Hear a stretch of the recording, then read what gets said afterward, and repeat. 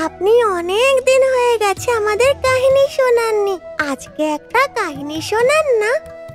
হ্যাঁ গুরুমা, একটা কাহিনী শোনান। আচ্ছা ঠিক আছে, আমি তোমাদের কাহিনী নয়, একটা সত্যি ঘটনা শোনাই।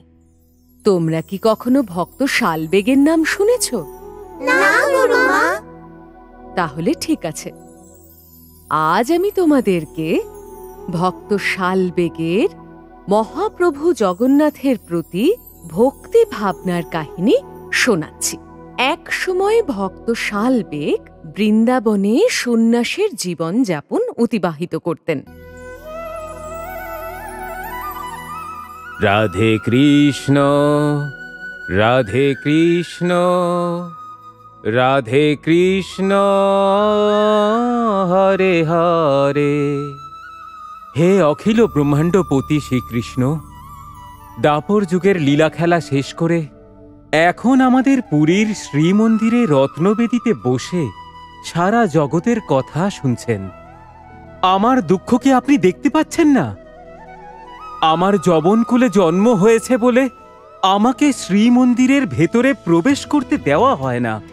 তাও আমার আপনার প্রতি যে শ্রদ্ধা, তা এক বিন্দুও কমে যায়নি প্রভু। ঠিক আছে, আমার যত পরীক্ষা নেওয়ার নিন, কিন্তু আমার এই শরীর থেকে প্রাণ বেরিয়ে যাওয়ার আগে আমি নিজের এই চর্মচক্ষে আপনাকে একবার দর্শন করতে চাই মহাপ্রভু।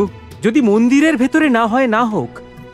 হে আমার কালিয়া শান্ত, রথারূঢ় চতুর্ধা মূর্তিকে দর্শন করার জন্য আমাকে এই সংসারের কোনো শক্তি কিছুতেই আটকাতে পারবে না। হ্যাঁ, আমি যাব, আমি নিশ্চয়ই যাব। বৃন্দাবন থেকে পায়ে হেঁটে 750 ক্রোশ দূরে শ্রীক্ষেত্র ভূমিতে যাব আমি।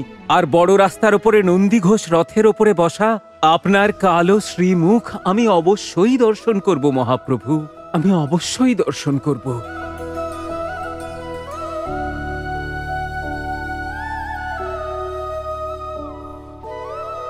হে শ্রীক্ষেত্র নিবাসী দীনজনের বন্ধু, পতিত পাবন জগতের নাথ মহাপ্রভু জগন্নাথ, আজ প্রাতঃকালে আমি আমার নীলাচল যাত্রা শুরু করলাম।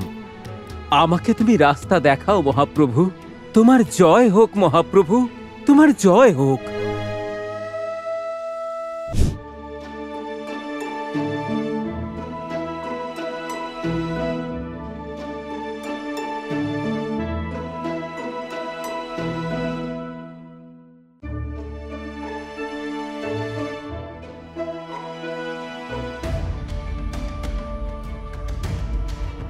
যেদিকেই তাকাচ্ছি দেখছি ঘন জঙ্গল, কোনো দিকে কোনো সরু পথ পর্যন্ত দেখতে পাচ্ছি না।